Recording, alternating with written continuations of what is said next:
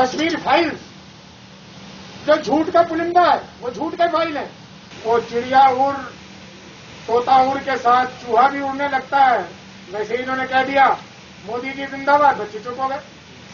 पैसे देके विवेक अग्निहोत्री से एक फिल्म बनवा लिया, कश्मीर फाइल्स। नीतीश कुमार की शराब पर बिहार में टैक्स कैसे लग सकते हैं? शराब तो बंद है। मजदूरों को अब यही नहीं मालूम कि वो कहाँ जाएं, कहाँ काम करें और कितने दिन वो वहाँ रह सकते हैं। बिहार और पूर्णिया की राजनीति में अलग पहचान बनाने वाले पूर्व सांसद उदय सिंह उर्फ पप्पू सिंह करीब 2.5 वर्ष बाद पूर्णिया पहुंचे। इस दौरान पूर्व सांसद उदय सिंह ने मीडिया को संबोधित करते हुए कहा कि बिहार और देश में स्थिति भयावह है, आम जनता त्राहिमाम है। उन्होंने साफ शब्दों में कहा कि हाल के दिनों में कश्मीर के मुद्दे पर बनी फिल्म द कश्मीर फाइल्स झूठ का पुलंदा है। षड्यंत्र के तहत इस फिल्म को बनवाया गया है और देश में अशांति कायम की गई है। देश में महंगाई चरम सीमा पर है, आम जनता त्राहिमाम है, गृहिणी महंगाई की मार झेल रही है और सरकार मूकदर्शक बनी हुई है। उन्होंने बिहार में शिक्षा व्यवस्था पर नाराजगी जाहिर करते हुए कहा कि बिहार में शिक्षा व्यवस्था चरमराई हुई है, किसान परेशान है और मजदूरों को रोजगार नहीं मिल पा रहा है। इस दौरान मीडिया के सवालों का भी जवाब पप्पू सिंह ने बारी बारी से दिया। गौरतलब है कि पूर्णिया के पूर्व सांसद उदय सिंह 3 दिनों तक पूर्णिया में रहेंगे और पूर्णिया के राजनीतिक परिदृश्य पर गहन चर्चा करेंगे। इंडियन नेशनल कांग्रेस को मदद करें, क्योंकि हमारी पार्टी के लिए अभी कोई बहुत अच्छे दिन नहीं है। हम लोगों को हर तरफ से ये दबाव है कि हम अपने आप को बदलें, अपने आप को सुधारें। लोग लगे हुए हैं, वो होगा, लेकिन जनता का भी समर्थन चाहिए, लोगों का भी समर्थन चाहिए। और इसलिए मैं चाहता हूं कि इस एमएलसी के चुनाव में अगर सभी मतदाता भारतीय राष्ट्रीय कांग्रेस को मदद करें, हमारे उम्मीदवार को जिताएं, ताकि एक सुयोग्य व्यक्ति यहाँ का एमएलसी बन सके और हम सभी लोग मिलकर अपनी क्षेत्रवासियों की आकांक्षाओं को कम से कम पूरी तरह नहीं तो आंशिक रूप से जरूर पूरा कर पाए। देश की स्थिति भयावह, हर दृष्टिकोण से भयावह, और ये समझ नहीं आता कि किस चीज को बोलूं और किस चीज को न बोलूं। लेकिन हमारे आदरणीय प्रधानमंत्री जी आम जनता को संबोधित करते हुए उन्हें सामान्य मानवीय कहते हैं। मैं नहीं कहना चाहूंगा कि हमारा सामान्य मानवीय आज बड़े कष्ट में, वो जिस भी उम्र का है, जिस भी दायित्व का निर्वहन कर रहा है, उसे कठिनाई हो रही है। अगर गृहिणी है तो महंगाई की मार झेल रही है, अगर विद्यार्थी है तो शिक्षा की पूरी व्यवस्था पूरे देश में और खास करके हमारे बिहार में चरमराई हुई। अगर शिक्षित नौजवानों की बात करें तो वो बेरोजगारी के कहर को झेल रहा है। महिला सुरक्षा की बात जितनी कम की जाए उतना। तो मजदूरों को अब यही नहीं मालूम कि वो कहाँ जाएं, कहाँ काम करें और कितने दिन वो वहाँ रह सकते हैं। इसलिए बहुत सारे लोग इस 6-5 में अपने घर में ही हैं और घर में बड़े कष्ट में हैं। और ये सारी चीजें तब उजागर हुई जब उत्तर प्रदेश में इस चुनाव के दरमियान बहुत सारे लोगों ने, बहुत सारे आपके जैसे टीवी चैनल्स ने और भी लोगों ने बहुत लोगों की इंटरव्यू के माध्यम से हम लोगों तक जानकारी पहुंचाई। तो ये दिखा कि सच में कितनी ज्यादा परेशानी लोगों के बीच में है। वो अलग बात है कि वहां भारतीय जनता पार्टी फिर से जीत गई, बधाई हो उनको, लेकिन लोगों की परेशानी कम नहीं है। केंद्र सरकार का मंत्री ये कहता है कि आने वाले दिनों में हम 21 लाख रिक्त पदों पे लोगों को नियुक्त कर लेंगे। मेरा प्रश्न है कि उन रिक्त पदों में नियुक्ति होने के बाद अगले वर्ष क्या होगा? उन विद्यार्थियों का क्या होगा जो आज विद्यार्थी हैं और वो कल शिक्षित बेरोजगार होकर रोजगार की बाजार में जाएंगे? फिर तो रिक्त नहीं होंगे स्थान। ये जब बिहार में होड़ लगी थी 2020 में, तो तेजस्वी जी कह रहे थे मैं 10 लाख नौकरी दूंगा और सुशील मोदी जी कह रहे थे मैं 19 लाख नौकरी दिया। 19 लाख में से 19,000 भी नहीं, लेकिन मान लीजिए वो 19 लाख नौकरी उन्होंने दे भी दी होती, अगले वर्ष क्या करें? सरकार के पास कौन सी योजना है, कौन सी नीति है, कहां भर्ती करेंगे इनको? आप रोजगार देने के लायक रहेंगे ही नहीं, आपके पास रोजगार देने के लिए जगह बचेगा ही नहीं, तो आप आरक्षण का लाभ किसको और कैसे पहुंचाएंगे?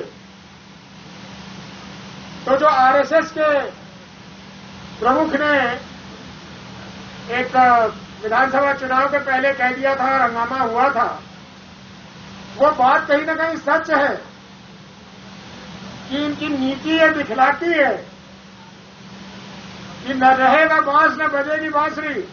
जब नौकरी देने के लिए आए थे वो नहीं रहेंगे तो रिजर्वेशन कहां? मैंने इनसे प्रश्न पूछा था जब मैं सांसद था कि अमेरिका में रिजर्वेशन नहीं होता, वहां एफर्मेटिव एक्शन नाम की चीज होती है। उद्देश्य वही होता है कि कमजोर लोगों को कुछ सहारा मिले। लेकिन क्या भारत की सरकार निजी क्षेत्र में भी एफर्मेटिव एक्शन के लिए सोच रही है? क्योंकि उससे विद्वेष पैदा नहीं होता समाज में। क्या कंपनियों को ये कहा जा सकता है कि अपने इतने लोगों में से कुछ ऐसे लोगों को भी ले लो? उसे एफर्मेटिव एक्शन कहते हैं। मुझे तब भी उत्तर नहीं मिला था, और ये सरकार को तो मुझे लगता है कि एफर्मेटिव एक्शन क्या है ये समझ में भी नहीं आएगा। जब शराब बंद है तो क्या नीतीश कुमार जी उस पर टैक्स ले सकते हैं? जो चीज पे प्रतिबंध है उस पर टैक्स लेने की बात कैसे हो सकती है? और ये हिंदुस्तान के संसद में खड़े होके हमारी आदरणीय वित्त मंत्री निर्मला सीतारमण जी ने इस बजट में कहा कि हम क्रिप्टो करेंसी, जो नए दुनिया की, नए युग की करेंसी है, पैसे हैं, बहुत लोग आप में से जानते होंगे, बहुत लोग नहीं जानते होंगे, किसी और दिन अनौपचारिक ढंग से वो भी आपको समझाएंगे। लेकिन उस पैसे पे हम 30% टैक्स लेंगे, लेकिन उसी सांस में कहा कि इसका ये मतलब नहीं कि ये वैध है, ये हिंदुस्तान में अवैध है। तो हम लोगों ने अपना सर पकड़ लिया कि जो चीज अवैध है, जो चीज गैर कानूनी है, उस पर सरकार टैक्स कैसे ले सकती है? नीतीश कुमार जी, शराब पर बिहार में टैक्स कैसे लग सकते हैं? शराब तो बंद है। वैसे ही जैसे समाज में तनाव कम था, पैसे देके विवेक अग्निहोत्री से एक फिल्म बनवा लिया, कश्मीर फाइल्स, जो झूठ का पुलिंदा है, वो झूठ का फाइल है, लेकिन चलिए वो सत्य है। जरा ये जवाब देंगे? केंद्र के हमारे बड़े करीबी मित्र अनुराग ठाकुर जी हैं अभी इंफॉर्मेशन ब्रॉडकास्टिंग मिनिस्टर। मेरा उनसे सवाल है कि 1990 में सरकार किसकी थी केंद्र में? वीपी सिंह की सरकार थी, और किसके दम पे टिकी हुई थी? भारतीय जनता पार्टी के दम पे टिकी हुई थी। और भारतीय जनता पार्टी के मंत्री कौन थे उसमें? श्री लालकृष्ण आडवाणी जी थे। तो अगर कश्मीरी पंडितों के साथ ये अत्याचार हो रहा था तो भारतीय जनता पार्टी ने उस सरकार को गिराया क्यों? और उस समय जिस समय ये पंडितों के साथ हो रहा था तो कश्मीर का गवर्नर कौन था? जगमोहन जी। किसके द्वारा भेजे गए थे? बीजेपी के नुमाइंदे। और उन्होंने क्या कहा कश्मीरी पंडितों से, जो ऑफिस के रिकॉर्ड पे है, कि हम आपको सुरक्षा नहीं दे सकते, लेकिन हम आपके लिए शरणार्थी कैंप बना सकते हैं। और वो लोग आज कश्मीर फाइल के झूठ के पुलंदों को दिखाकर हमारे समाज में उन्माद पैदा करना चाहते हैं। कहां ले जाना चाहते हैं? एक केंद्रीय मंत्री एक मामूली चुनाव में कहे कि देश के गद्दारों के साथ ये करो, हरिद्वार में धर्म संसद हो, जहां खुले मन से कहा जाए कि एक समुदाय के लोगों को मारो। दिल्ली में दंगे करा दिए जाएं। सीए कानून के खिलाफ लोग बोले तो आप वहां जाके गोली चलवा दीजिए। अब आप कश्मीर फाइल दिखाइए। तो फिर मेरा तो सुझाव होगा भारतीय जनता पार्टी को कि वो मुंगेर में जो ये अवैध असले बनते हैं, पैसों की बीजेपी को कभी है नहीं, जाके वहां दे दे 200-500 करोड़ रुपए। उनको कहे कि भाई ये अवैध असला अब बना के लोगों तक भेज दो, क्योंकि जब यही कराना है, आपस में ये लड़ाई करवानी है, तो वो भी मंशा पूरा कर ले। लेकिन भारत की जनता इतनी बुद्धिमान है, इतनी अक्लमंद है कि वो इन सब चीजों के बीचों बीच देखेगी कि उसको क्या करना चाहिए अथवा नहीं करना चाहिए। मुझे लगता है कि पूरी तरह से केंद्र सरकार हमारी विफल है। एक चीज में उसे सफलता और महारत हासिल है, वो एन प्रकारेण चुनाव जीतती है और जीतती चली जाएगी।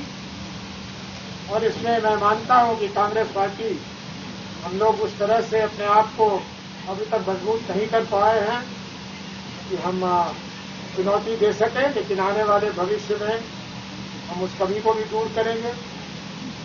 बिहार की सरकार की तो बात,